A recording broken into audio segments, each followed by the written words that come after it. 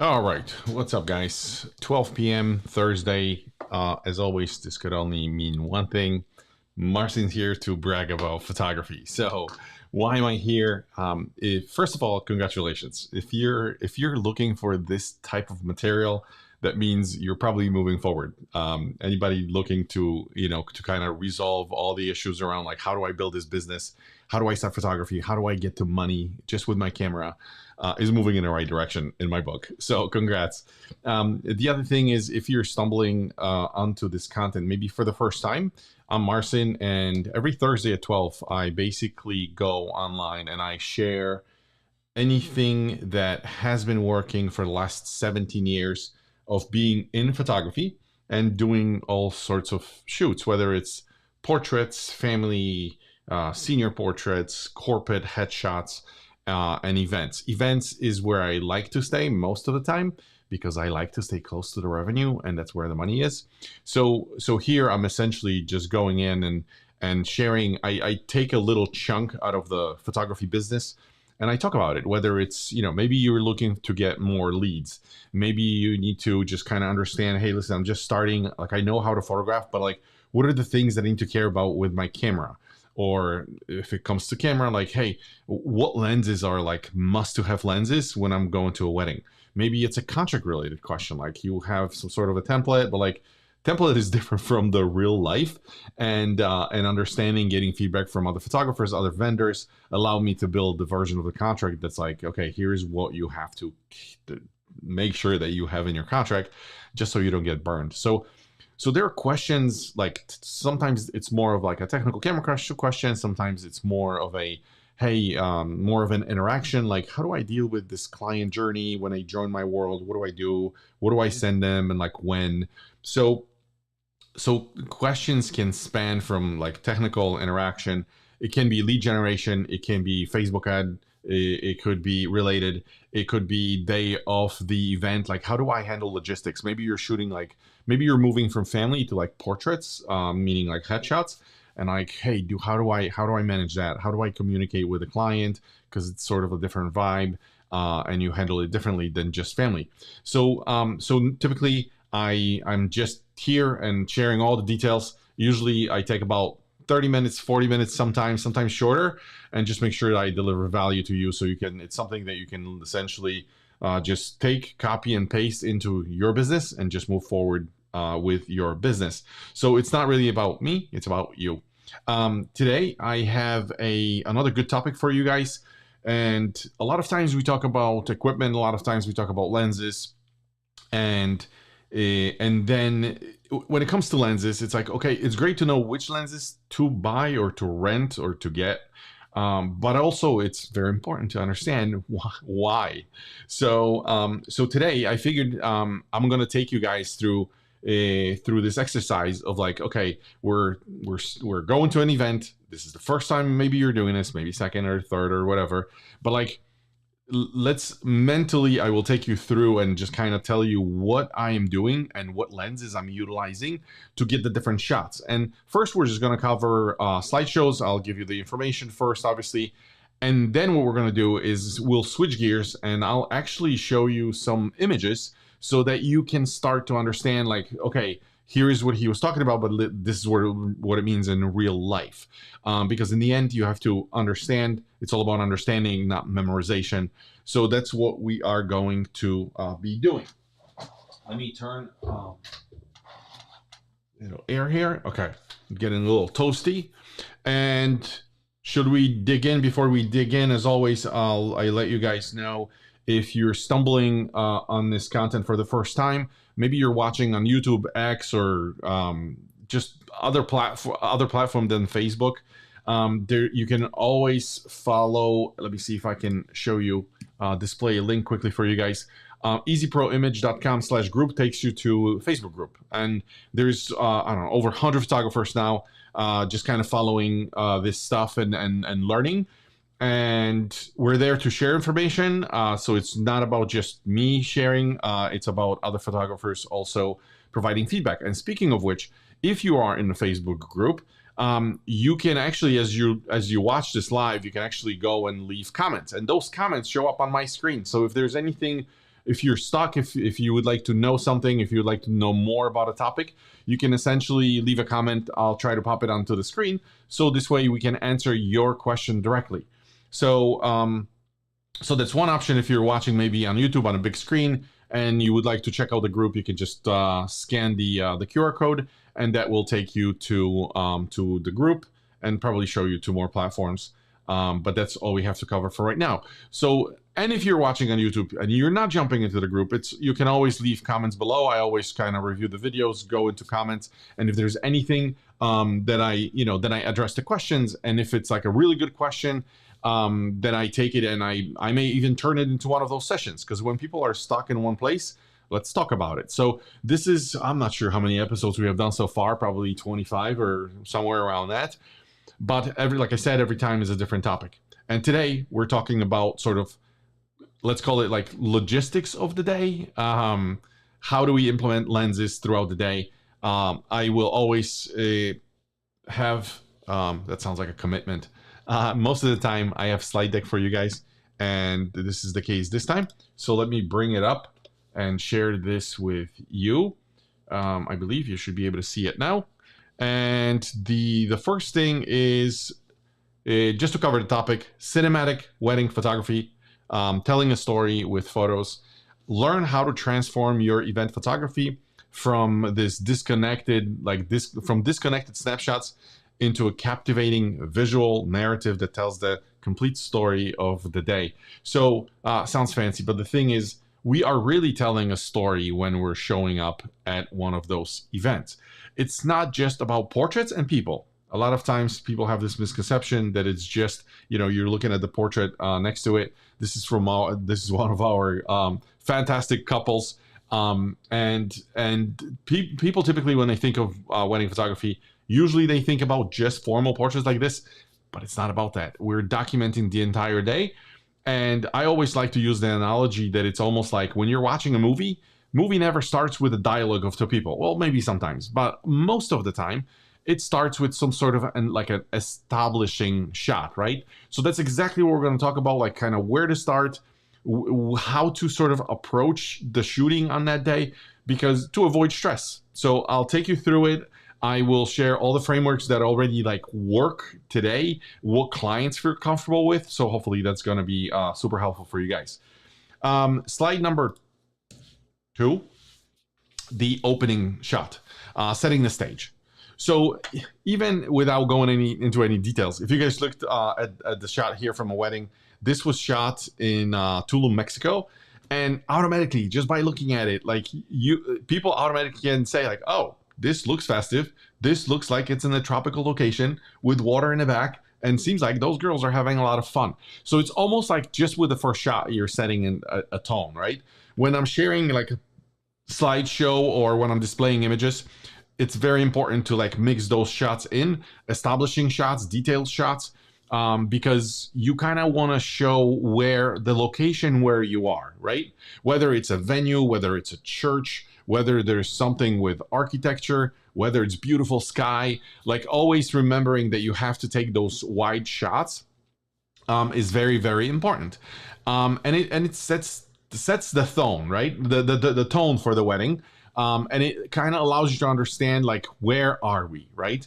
So think of it as an opening shot in the movie, right? When the movie starts, it's usually, it's a farm or it's a city or busy, busy town or whatever. So those are what we call establishing shots. That's what I do first. Just like a great film, your wedding story needs a powerful opening that establishes location and the mood. Go wide, capture venue, architecture, skyline, or landscape to establish the setting. First impressions, these shots introduce viewers to the day's atmosphere and aesthetics. And then director's eye, think cinematically, what would be the opening shot if this was a film? So this is just a perspective you guys can take. And for this part of the day when I show up, most of the time I'm between two lenses. One is the sort of medium range 24-70, which is a very popular lens, highly recommended. In one of our episodes, I even said if I only had to pick one, that would be probably the survival lens, because you can take some little bit of a close up. You can take wider shots. You can do portraits with it. Like you can survive with 24-70, where like 7200, you're always too close. You know, with the 50 fixed lens, you can't zoom in. So if you're far away from the couple, or you know, whether during dancing or maybe their vows, you don't want to be in nobody's face. The 24-70 is it's a good leverage because it has broad spectrum, right? You can shoot a little closer and you can shoot wider. But for the establishing shots, either the 24-70 or if you have it in your arsenal, it's an expensive lens, but you can also rent it out. It would be a 14 millimeter lens, and 14 millimeter lens. You guys cannot really see the room that I am in right now. It's a small room. It's about 12 by 12. But if I have a 14 millimeter lens, I can stand in the corner and I can essentially see the entire action. Everybody in the room, almost the entire room. It's so wide. It's almost like a fisheye. But the latest lenses do not distort the image so much. So that's one lens where like if you really need to go wide, this is what you can do, especially if you're not like tight spaces. So two lenses, 14 millimeter for like super wide shots, and then 24-70 for wider shots. Some people shoot 35 fixed. I have pretty much 4 lenses. If you want to see what they are, you got to see the other episode about lenses, because I go through them and I tell you exactly what's in my bag. So that's just something from the beginning of the day. And as I arrive at the scene, let's call it, I like to give my clients and their guests and family a little bit of room. I don't want to be in front of your face. I don't want this to be the very first thing that happens. I usually come in, I'm just being a human being. So basically, I would just show up and focus on details, right? So I usually just, say hi to everybody and just kind of roam around for a little bit. But then I grab my equipment and I focus on details. So I usually grab somebody that's present, usually one of the bridesmaids, and just say, hey, where is everything? Like, where are the shoes? Where are the rings? Where's the dress? Where's the makeup? Is there anything important that like bride would like me to know about? So because there's different memorable things that brides bring to their wedding. Wedding planning is a big deal if you haven't figured this out yet. So brides spend a lot of time. Sometimes it's not uncommon for the bride to spend 2 years planning her wedding, or 3. I mean, so it's very, very important. And I ask for those details. And I usually the shot that you guys see here, you actually don't. Let me take you back. Not here, but here. And this establishing shot with like this engagement ring, it is kind of funny because there's always a story behind it. And if you can incorporate like this, the bride was getting donuts for all the bridesmaids and whatever. So like I said, backstory, but it's important. It's part of the day. So what I did was I took a ring and I just smashed it in one of the donuts. They totally didn't mind. They thought it was like a great way to display it. It set the mood. Everybody, when they open the album, like that's exactly what they're going to see first. The bride and all the bridesmaids, they know the story. So it's always very important to focus on the little things. For the shot like this, I use a lens that's 100 millimeters. It's a fixed lens, and for micro shots like this or portraits, you can use it for both. And I take the ring, and I typically photographers would take it and like put it maybe in the bouquet of flowers. I usually try to go the standard way, sort of the common shots that I know will definitely work, but then I try to be less conventional, and I literally take the ring or the rings or whatever it is, or maybe jewelry, and put it in like less conventional settings, because it's a different perspective. It's not something that somebody would normally think about or have seen in the past. And this is how you gain the advantage. When people see your photos, when they see stuff like this, it's new. It's modern, right? It's like, oh my God. I always get the expressions when you're posting stuff like this. It's unexpected, right? Like, would they rather see an engagement ring on the bouquet of flowers or in the middle of the donut, right? So I do the same thing with like makeup, and you guys will see later on. I'll try to take you through a few shots just so you can understand what it looks like in real life when I do it. Let's go back to the slide for a second. Setting the scene, the details, and then essentials. Like I said, dress, rings, shoes, invitations, another important one, and personal mementos that tell the couple's unique story. So remember, the details are very, very, very important. Even if the couple decides not to incorporate it into their album later, it's still okay, because brides want to remember what went into this planning. They will remember 2 years after, maybe 5 years after. But let me tell you, 10, 15 years, those pictures become priceless. Because we tend to forget stuff. So it's really important. Technical approach, I already said, use 100mm micro lens for stunning detail shots with beautiful bokeh and compression, because it just focuses on that little piece of jewelry or whatever it is.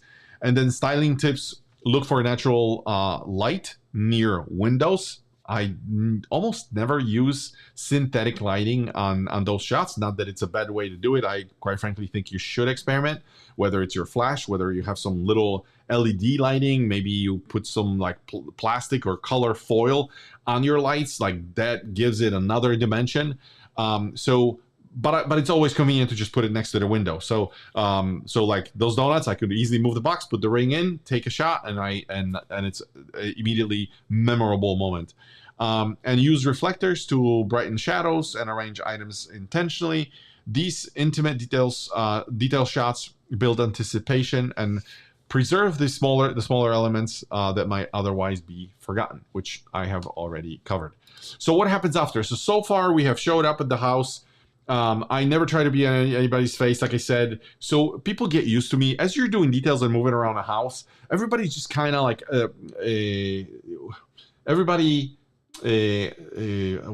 what's the word? Everybody kind of is getting used to you, just you being present. So when the time comes to, like, you know, just taking some photos of people, everybody's just kind of chilled at that moment. And I have before, like early in my photo career, I've tried to immediately show up and like just show people that I'm working, so I would be in front of their face, and everybody, you know, everybody's super uncomfortable at the very beginning. So you gotta give people time, and then people acclimate, right? I think that's the word I was looking for. They get used to you, and things are so much smoother. The next thing, after doing the details, let's switch the slide. You're warming up with people, the preparation. This is exactly my point that I was just covering. You're transitioning from objects, right, to human connection. Most of the time, like I said here on the slide, the 24/7 70mm lens is your storytelling workhorse, because it's so universal, offering versatility to capture both the scene and emotional moments, because you can zoom in on some of the shots. And then a couple things I wanted to highlight that you should know about is that you position yourself unobtrusively in corners or doorways. You don't necessarily have to grab all the attention. You don't have to be in the middle of the action. I mean, there are times where it's totally okay, but most of the time you'll get a better product, a better picture, a better expression, a better emotion when you sort of stay out of the picture. So for me, 24/70, sometimes if I'm in a bigger space, I stay away. Sometimes I even go to another room and take my 7200 and just shoot from another room through the doorway into another room, because everybody's relaxed. Just the fact that you're standing there with the camera, imagine like I'm holding a camera, and the second I move it your way, anything that's natural about you will automatically fade away. So that's something to remember. A lot of time, the same thing with kids. Although kids tend to be more like naturally curious, so it's actually easier to shoot little kids, like the ring bearer or the flower girl. But with adults, they automatically become aware. They automatically like change their expression, or some of them will try to pose, and it's just, there's nothing natural about it. So that's one thing. The other thing is, let authentic moments unfold naturally without direction. A lot of times people almost expect you to direct them. there's no need. You're actually trying to document the family and how things naturally go. And the only way to do it is to just sort of stay out of their way and just do what you do and allow them to do what they normally do. So that's awesome. And then that's an awesome like thing to remember. And then look for relationships and interactions that reveal characters. A lot of times you have people in a room, you have close friends, you have family members. Allow them to just do what, like I said, what they typically do. A lot of times mom feels sort of limited in terms of like, can I approach the bride? Can I kiss her? Is that okay? Especially when they see a photographer. But if you move away, if you withdraw a little bit, you allow for that space. You allow for them to interact because they just don't feel like something, they always feel like they're under fire, that the photographer is there and maybe they shouldn't be there. And so it's like, but when you withdraw, you automatically allow them to do it. And then capture both the anxious and joyful energy of anticipation. Sometimes, a lot of times, photographers think that you're just going to show up with a camera. You want to capture a nice moment, and that the moment will happen, and you will react with the camera. And sometimes you have to flip that thinking. What really happens is, like, depending on what it is. Let's say bridesmaids deliver a card from the groom. Now the bride is sitting down. You cannot be focusing on anything else. You can only focus on the group around the bride, and you have to focus on the bride primarily. So it's like a 30% on the group, 70% on the bride. And what you have to anticipate is her opening the card. There's gonna be a reaction, right? It's impossible for the bride not to have a reaction. She just got a card from the guy that she's about to marry, and it's that anticipation, just waiting for the moment. Very often I stand with the camera and I look through my 70-200, or if I'm closer, 24-70, and I look through the viewfinder essentially to like wait for the moment. Sometimes I even press the autofocus button in the back of my camera to be ready for that moment, because you don't know, like moments are super, super quick. She may smile, there may be a tear, and you just kind of have to be ready. So it's just something we have to keep in mind. And at the bottom of the slide, you guys don't have to see it, but I basically said arrive 30 minutes early to build rapport and become invisible before crucial moments happen. Let people relax. You're spending a day with the bride and groom. I know there's a lot of people that are gonna argue against just the 8-hour window, 10-hour window. I understand it, but in the end, everybody benefits. You're gonna have more photos too, and I'm not saying work 24 hours, but you're gonna have more photos to choose from, which will make the bride, your client, more happy. It'll make you more happy. It'll build a better gallery, and you'll stress less because there's so much to choose from. So always, allow yourself more time just so you can capture more stuff, and then you don't feel like you're under pressure because you have extra time, and it's just a time that will allow you to kind of experiment and try different things. And if you got the shots that are definitely working and are working every time, then it's the time to like, okay, I'm just gonna now take, let's say, the rings or the shoes or the dress or whatever, and like experiment. And you are going to be blown away with the stuff that you're going to end up with for the gallery to then display to more clients as you're raising your price. It's very, very important.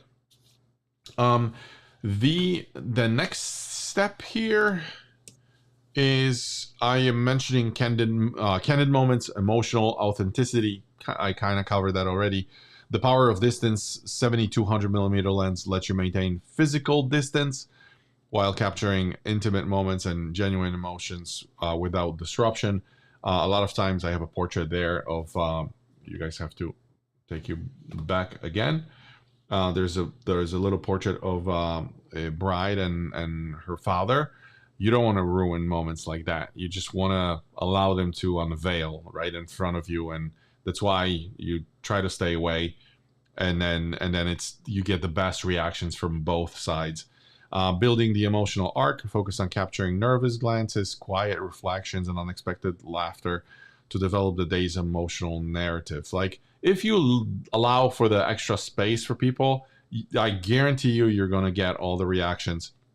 The lens, like I said, for this one, 7200, you can get closer. If you are just capturing the room, maybe the bride's gathering, maybe they're all doing makeup in the same room, you can use 24/7D to just kind of, again, establish the shot, like they're in this room, or maybe it was, bride's, maybe it's a room where bride grew up, right? So so it's very important.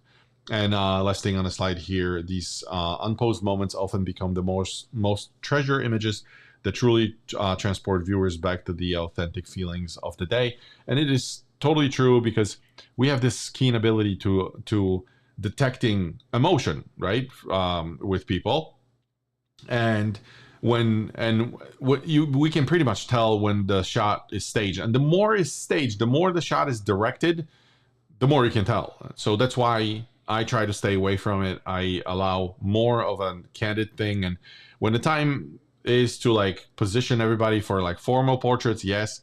During preparation, I don't sweat. I just let it kind of roll, and I capture things as they come up.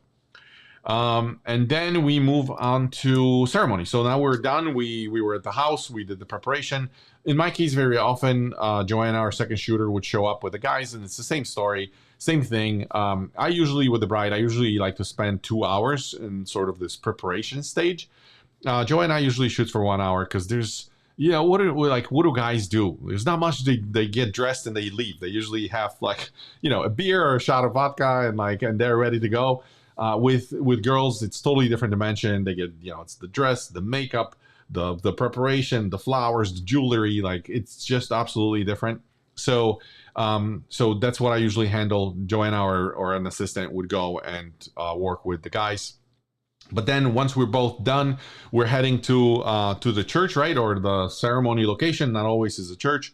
And then we focus on the ceremony. So let's look at the slide first. The ceremony capturing the main event, balancing technical precision with emotional impact.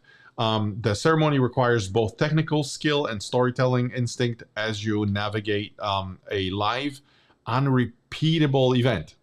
As bride is walking into the church and something is not working on your end, you can't tell if to go back and walk again, right? So just something to remember. And at the same time, you have to be prepared, because a lot of times people think that like, hey, I'm just gonna go and like use my flash to light it up. Like, a lot of churches don't allow that. So you have to just be prepared and understand. And for when we're showing up at the church, my go-to lens is the 7200. I just put it on high ISO, no extra lighting, and that's how I light my the processional, right? So so that's what happens then. As far as the couple of points I mentioned here, begin with the wide establishing shot of full ceremony setup. I'll show you guys some examples. I have it in the church where you can, when you show up, you can do it during the ceremony. It kind of gets slower in the middle. So you can do those establishing shots, not necessarily before. Sometimes there's rush. Like you just got from bride's house. Very often the limo pulls up right after you. So there may not be time, but like during the ceremonies are pretty, the conventional ones are, usually around 30, 45 minutes. So you have plenty of time. Focus on key characters, obviously priest, officiant, groom's anticipation, parents' reactions, right? Everybody is in their pews or they're being seated in their chairs. So focus on their reactions. You can get a lot of good and emotional stuff there. Anticipate and be ready for emotional peaks like vows or ring exchange or first kiss. That's an easy one to miss. So so that's something to remember. After a while, you do it once and then it's a rinse or repeat.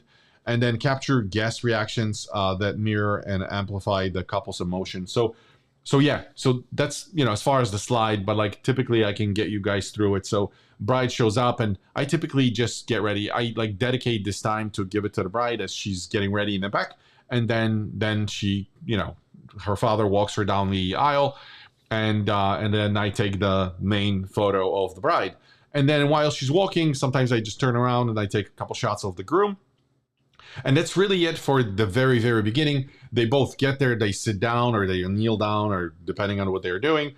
And then it's time to shine. Then I can really go to the back. I usually take some close-ups of them. I take some pictures of just everybody being, that's present. And then I usually kind of wander, and I'm in the back of the church, just kind of taking the wide shots, the medium shots. So when I say wide, medium, close, I'm talking millimeters, right? So you're going the lower you go on the scale of millimeters, like 14 millimeter, that's super, super wide, and then 35 millimeter or 50 or 80 or the 2470, right? You're getting closer and closer all the way to like 200. I don't go past that number at the event. And I'm usually in the back of the church, and then I'm just getting ready. The next thing is really the vows. So both me and the second shooter will probably get closer, and then we get super close on the reaction of the bride and groom. It's very important because those are the moments they're going to cherish. Those are the things you're going to put in the album. The expressions, super, super critical.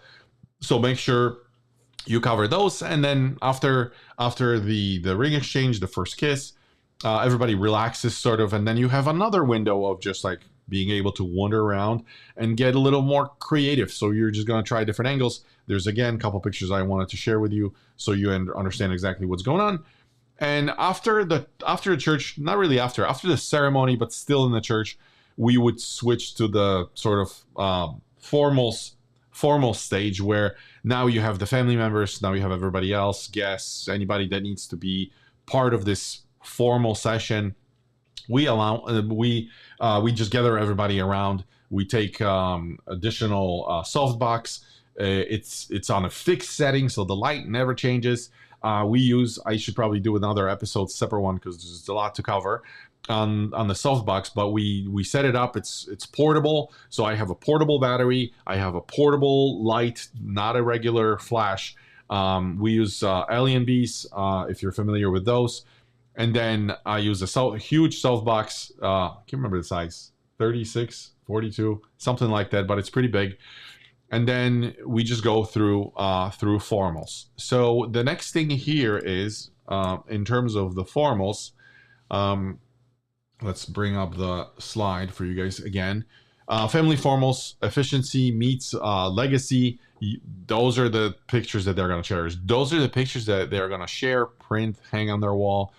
Those are the pictures that family, friends will see, right? So technical requirements, 7200 lens, that's my go-to.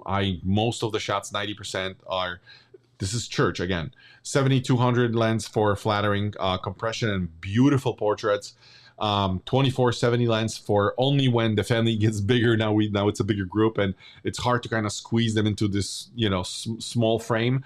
Then I switch over to 2470 and consider using a tripod for consistent framing.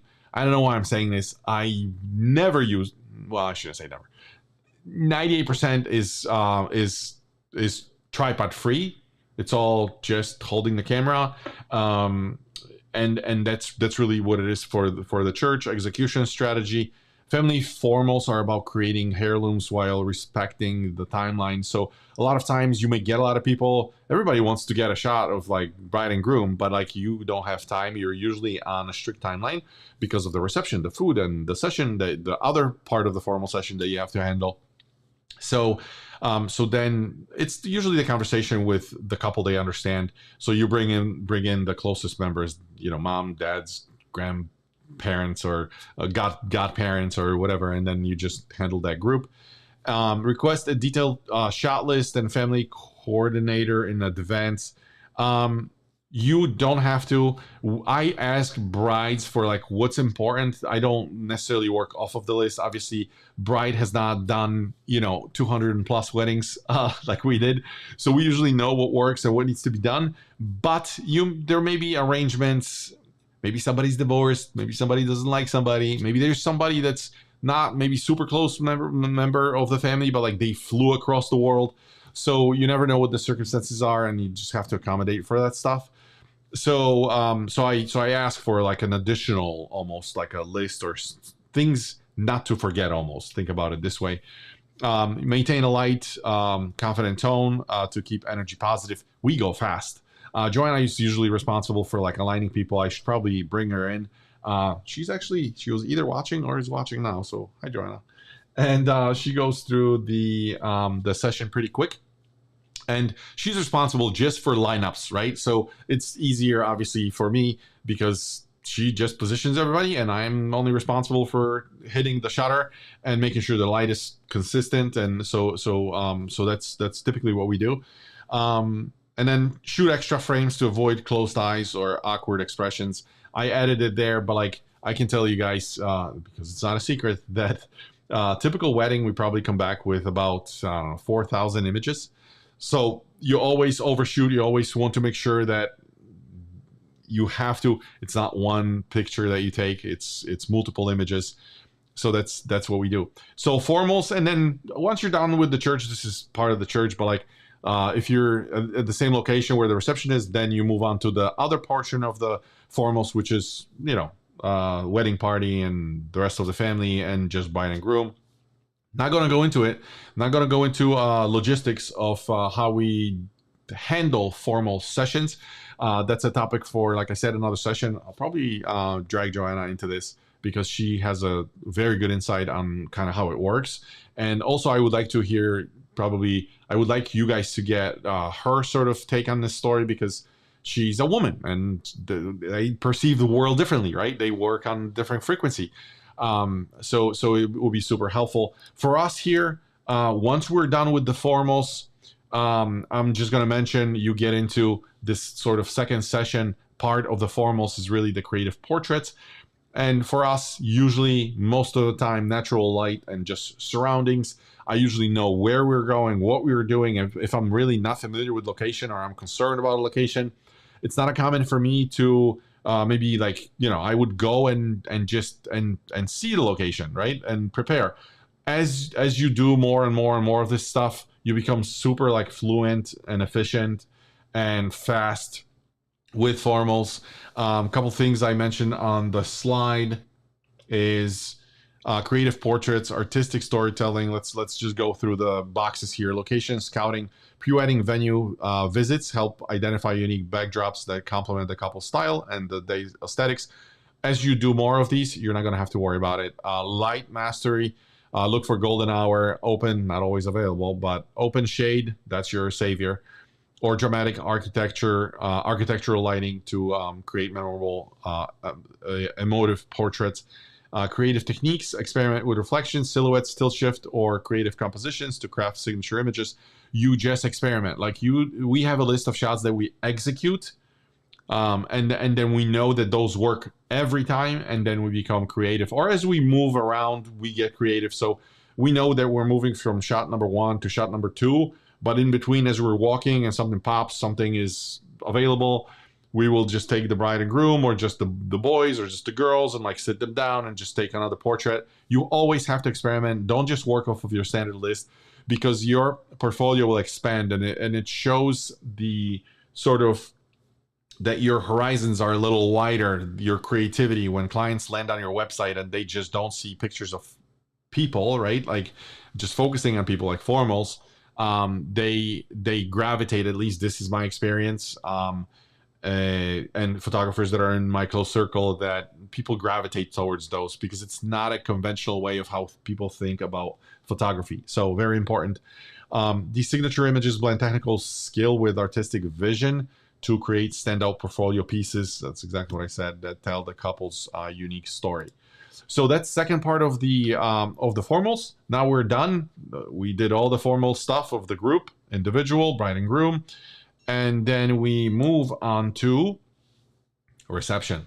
And before I move on to the reception here, I just wanted to bring it up again. If you just joined recently and you missed first part of the story here, all of these lives are actually, it's always better for you guys if you can join the Facebook group, because you can have almost like a dialogue with me, because I have a window here with comments.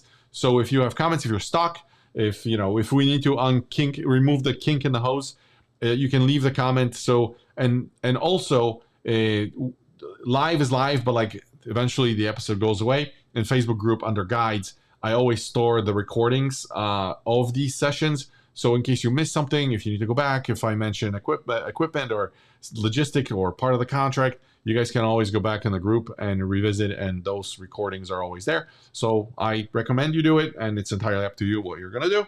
But if you're watching on, also if you're watching on maybe YouTube and you just you're a little more lazy, you can scan the QR code and it's gonna take you there.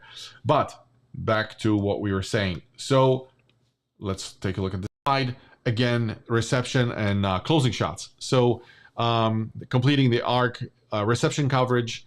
Let's you know what? Let's stop there.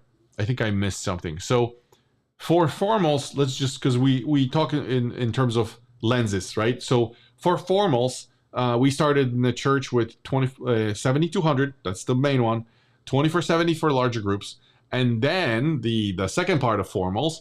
Now I'm adding a bunch of other lenses. So I may be shooting with just 50 millimeter lens, and I may be shooting with tilt shift. And I think that's about it. Maybe sometimes 14 millimeter, but it's usually the 50 and a tilt shift. Tilt shift allows me, I may have some photos there to show you guys, but it allows me for this kind of super creative blurred effect that my clients tend to like.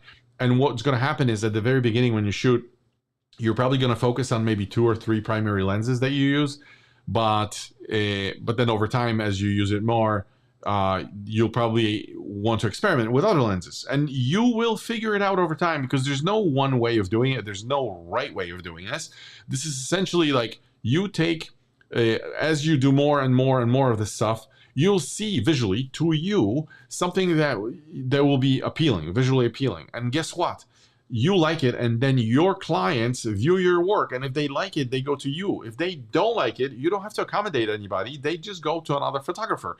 So this is how you build your style, right? This is how you develop your style that you present to your clients.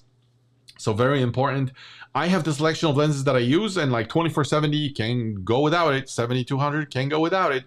Now 50 millimeter, a lot of photographers like to shoot with 24 or 35 prime, which is the fixed lens, no zooming, right? For those of you guys that don't know like what prime is. But that's what it is. For other photographers, it will be tilt shift. For other photographers, it could be, maybe I'm using 200, but maybe you want to use 500. I have no idea, but it's until you maybe, and the best way to do it is once you have your 2-3 best lenses, you can rent the rest of it and just kind of figure out what works. And if there's one you like, you maybe gravitate towards it, and like it's coming back, maybe one time, second, third, fourth, then you just make it part of your inventory and you just shoot it, and that's now your style. So back to the reception. Again, back to 2 lenses.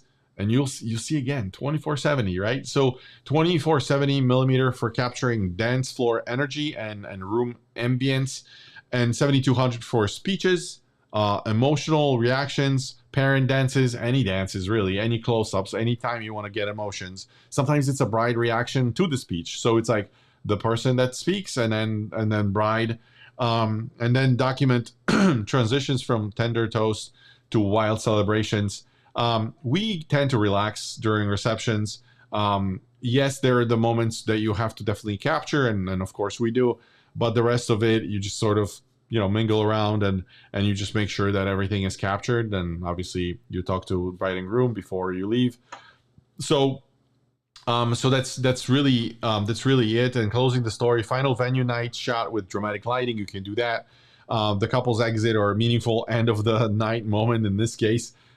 You guys can see the DJ kind of overdid it with smoke on the dance floor, and next thing we have to interrupt the reception because the fire marshal is in the room. But it's super funny. A lot of times you would think like, oh my god, that probably ruined their night. It totally didn't. We actually used that as a photo op and went out there with the bride and groom. They were psyched because it's like, it doesn't happen often. That's super unique, and a lot of times, like I say, you would imagine like, oh, I don't want to like trouble the bride or the groom with like doing something. But if you think it's special, I think in the collection there, I'll show you like, I have a picture of groomsmen in the back of like pickup truck. And it was groom's like baby, right? Quote unquote. And I said, guys, can you like hop on with your tuxedos on top of the truck? And some people would think like it's an inconvenience. It's like, I don't know if I should. It's like, what's the worst that can happen? Like if you ask the groom, like, hey, listen, here's the idea I have, yes, no, hey, nay, like, and they will tell you. And if it's a no, nah, no problem. But like most of the time, my experience is that they're committing and they're just following because it's just fun thing to do. So that's really for the end of reception. So you guys know 2 lenses we're using there. And then I believe we have one more slide here before we look at the actual images. The closing shots. So what do we have to cover here? Bring all of it together, the complete visual story, essential gear. As I said already, 24-70 is your go-to, and 7200, 100 millimeter at the very beginning for the detail shots.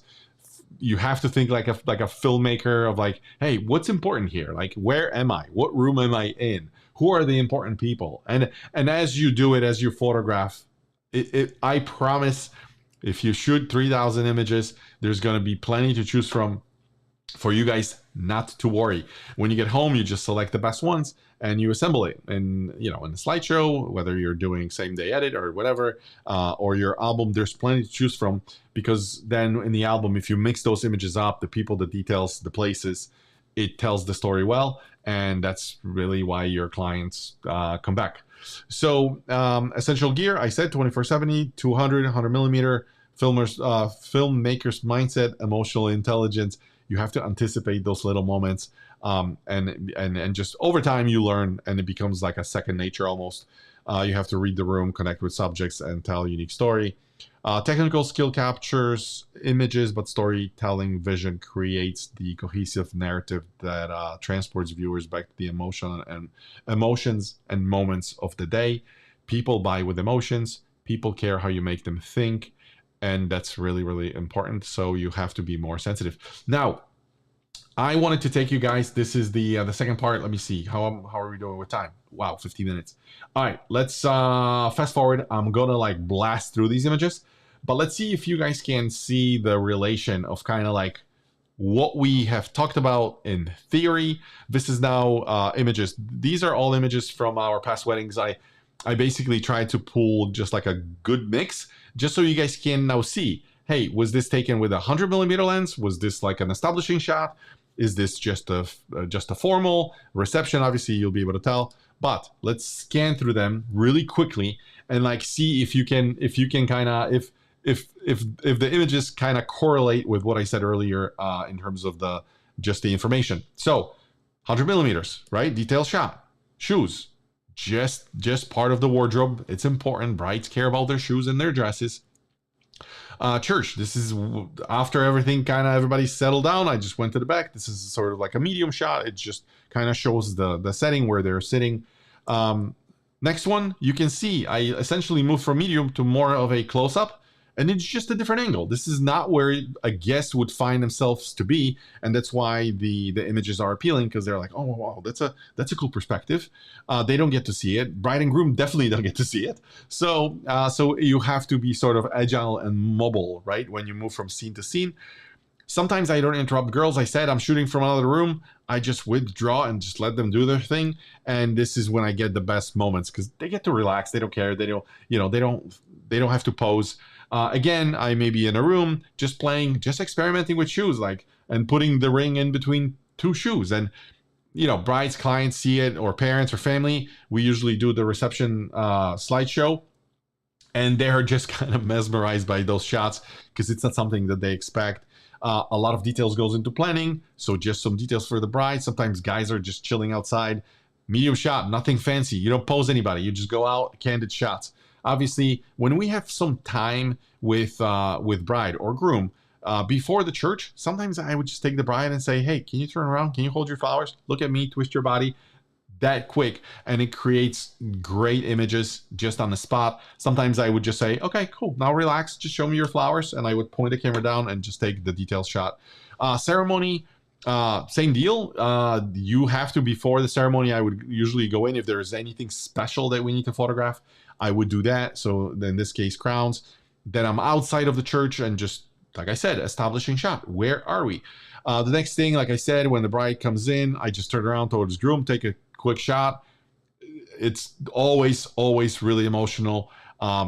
Couples absolutely love it. Foremost, this, like I said, it's a fixed lighting. There's nothing you can mess up. Like it's set up. I'll dedicate an episode just to that. But you just align them. You take a snapshot and you just roll through all the people. Same thing outside. You just kind of mix them up, rearrange people, so it seems like a different photo. And then you just in natural lighting, you kind of do the same thing. Very often I'll find myself shooting through objects like here. It's not a formal portrait, but it's a very like creative way of approaching your portraits. And this you learn not by like kind of having a rule or principle. This you learn just by doing. We like to do it. We like to experiment, and we've noticed that our clients love it because it's not something that an average person would think about. So that's what we do there. And then dancing, like I said, 7200. We get close. If we want to show them the location, this was shot at like a little castle in Connecticut. So we took them outside, just a nice, intimate, quiet moment. We said, "Hey guys, you stand here, kiss. We'll take care of the rest." Again, more details. This time, shoes. A lot of details go into preparation. How many times did I say that? Probably the fourth time. So you have to focus on this. And then bride. Sometimes we would direct them. We don't like to pose our people. We just like to kind of give them some sort of direction, like, hey, can you go and adjust your dress? Because if you start going too deep and too detailed, they kind of lose the sort of naturalness of the moment, right? Like they don't know what you want them to do. But if you just say, same thing with like hugging, like, hey guys, can you hug? If you tell them how to hug and that's not the way they're hugging, it's gonna look weird and not natural. So that's what we gravitate towards, more of a direction than like exact poses. Same thing here, just chilling in a room. Girls are, sometimes I would give them a little bit of direction, like, hey, can you guys like huddle up a little bit? They do. They want to get closer. Sometimes they're like, they think they're in the way, so they withdraw, but it's quite the opposite. Like you want to sometimes engage people, and that's what they do. Guys, I mentioned that portrait. I'm like, hey guys, do you mind jumping in? They were like thrilled. Yeah, of course. We're gonna grab our beer, and like next thing you have them there, like ready to roll. But then fun crowd, you say, hey, can we just do something unconventional? And let me tell you, like if those are sometimes winning shots, right? Because everybody at the reception, they look at the emotion and the the details, but then we go to a shot like this and people just crack up, right? Just because it's funny. So that's that. And then we go to this is again part of foremost. We line up the girls. It's not always about faces. Sometimes it's just you get to get creative a little bit. So that's what we do. Same thing here, just having fun.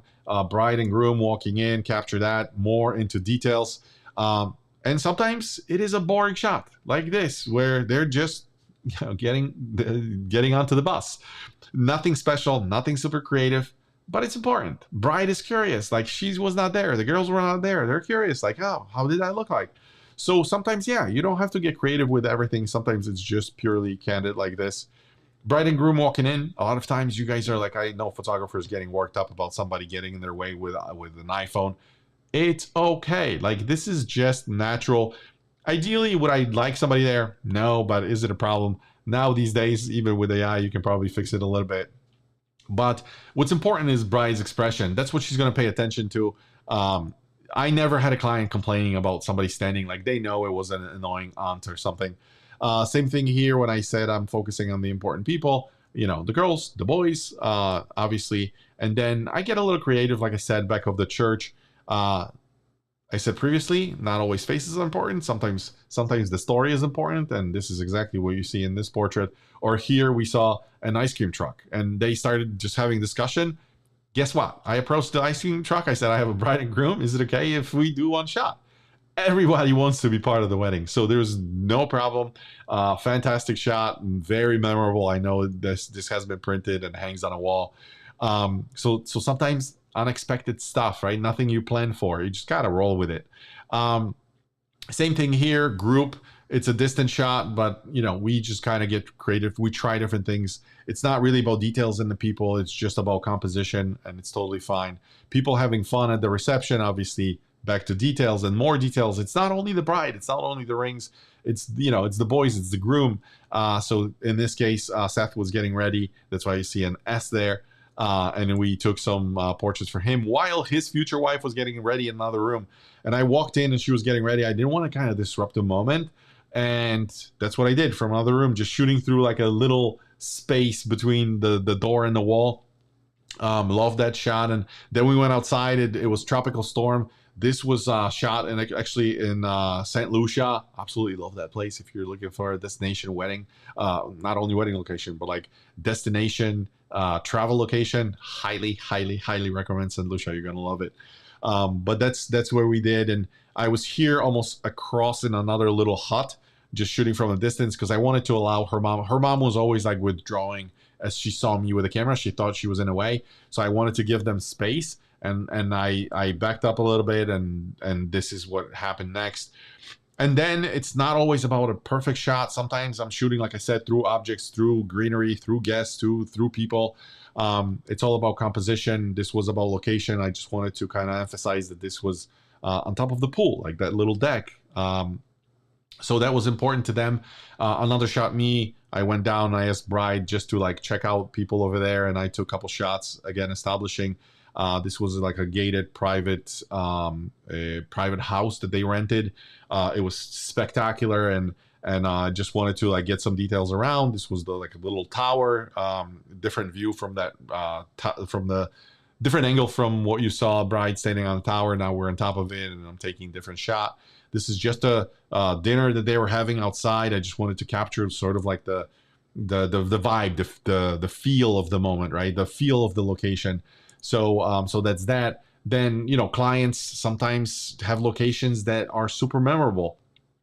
This is a wedding from Foxwoods Casino in Connecticut, and obviously it has to be in the images, right? So I could easily just grab the rings or grab the ring and go and shoot somewhere else, but like, how can we incorporate it? So I just grabbed something related to the hotel. I'm like, all right, here's what we're going to utilize. Here's how we're going to tell the story.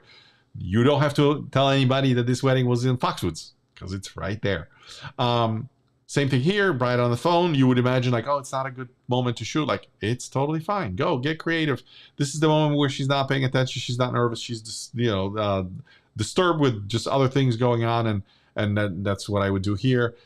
Same thing here, when they're meeting for the first time, super easy to get emotions because they're super excited.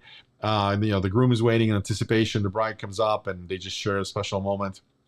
Everybody, this was like a nice VIP reception. You can see in the back, like this is their location. So it totally makes sense. And then outside, I will show you an example. Like 1 second I'm standing there and I'm capturing like, where are we here, right? With the setting, the guests and bride and groom. Next thing, I see interaction between them and I switch over and now I'm capturing a close shot. And this is the emotion. This is what people love. And then them walking out, obviously, when they turn around, this is the moment, right? So that's what happens next.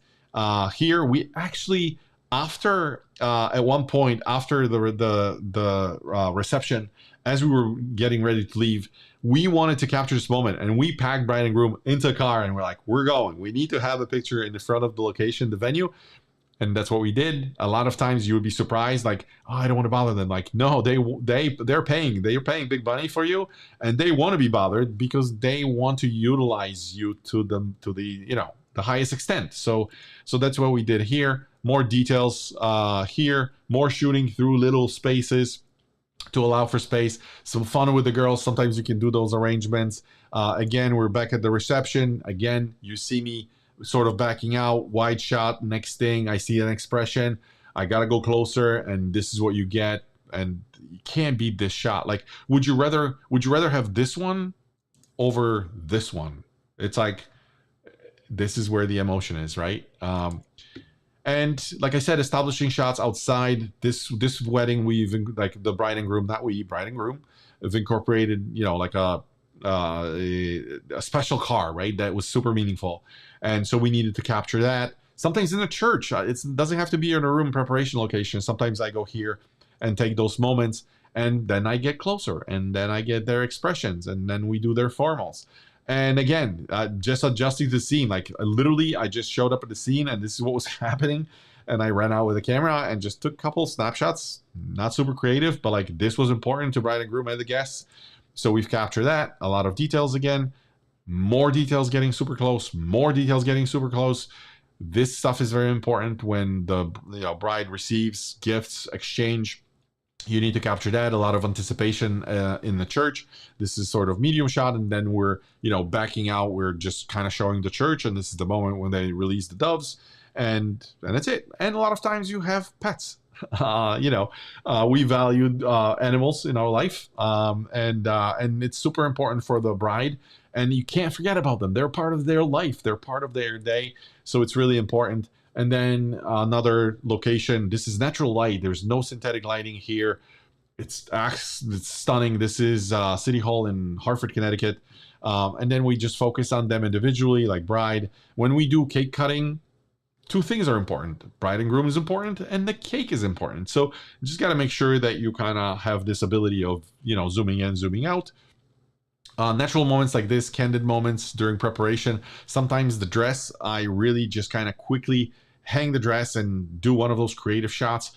I noticed that they are as important to the bride because they set this almost like a mood of where the dress is instead of just getting closer and getting little details of the dress, right? Boys, they love their liquor, so we have to document that. Sometimes we focus on the little people because it's fun. They're also important. If I can get like a little kid to do a shot like this with us, absolutely love the moment. Guests are always funny, especially as the night progresses, right? This was, I believe, winner of one of the contests at the wedding. A groom hanging around outside. Sometimes you have to, like, you think you're just gonna photograph the groom with the bride and the formal part, but like sometimes you have to pay attention. Sometimes they hang around with cigars outside, and those become their favorite shots. So I always try to make sure that we incorporate that stuff as well. And then this is the bottom of this image. I remember bride seeing this image, her ring, and she's like, "Oh my God, what's this shiny stuff? Like, I don't remember having a purse like this, or like, was that somebody's purse? Was that like, is this jewelry?" I'm like, "No, I just went to the kitchen and it's one of those like dish scrubbers, right? That's metal, but it reflects light really, really well." And how do I know that? I'm not that smart, guys. It was just about experimentation. Sometimes I go and I'm like, I'll try it. Like, what's the worst? I'm just going to delete the image. And over time, we have learned that those things reflect light perfectly. And if you position the ring on it, it gives you this nice sort of an image.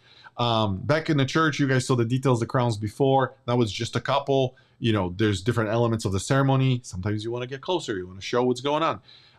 Sometimes it's after the ceremony. It's not just about formal shots of the bride. It's about bride being happy. That's her happy day. So we focus on that. Sometimes if there are kids involved, sometimes we just grab like a toy or something and we play with that. And it's not, again, about faces all the time. Sometimes it's about the mood, about the beer, about just people having great time. So we focus on that. Some photos take a little bit more of an effort. Like in this one, I took a phone of, from every bridesmaid and the bride, and this is just assemble that just for fun. Back in the church, bride and groom, and then some formals. This is me. I usually say 24-70. This was actually shot with 7200. I just got far away, but I love the sharpness and just the focus and the bokeh and everything in this image. Fun shots with bride and groom. Again, dress, like I said, not always the details. Sometimes it's just location, the room, the lighting on the dress. More details, things that brides just pay a lot of attention to. Here's we're at the under a tent, same idea. Just some fun stuff. Even before bride walks in, you have to kind of just pay attention to details. And this was kind of just winging it, just a shot of boys walking, one of the bride's favorite images. That's why I included it here.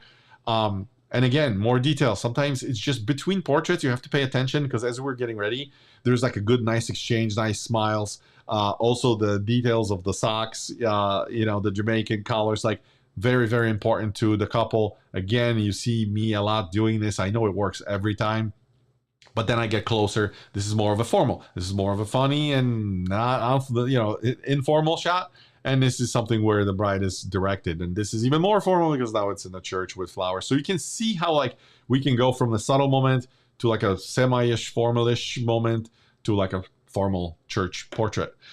Here we're just at another location. Girls are just chilling on the stage. I was taking pictures of the boys and then turn around. The girls were sitting. I'm like, let's take the portrait. And then it's about the location, the grand location. So I would position the couple. You can barely see them. And I got to tell you, one of their favorite images because they just love the feel, the vibe of the photo. This is in front of the palace that we did for them. And guys, this was the last image. I truly hope that this was helpful, that it gave you the understanding about the lenses, what we do, how we do it, what we think in our head. Next week, 12 o'clock, Thursday, another topic. As always, I don't have a topic. If you have comments, if you have questions, let me know. Other than that, I'm just pulling something up from my bag of ideas, and we're going to cover something that's going to help you, because we need to make sure you're moving. You got to make money with this stuff. It's so easy, and it's out there. It's so close. You just got to ask. I enjoy your time. I know you're paying with your time and your commitment. So thank you again, and I'll see you guys next week. That's it for today, and I'll see you next time. Later, guys. Bye.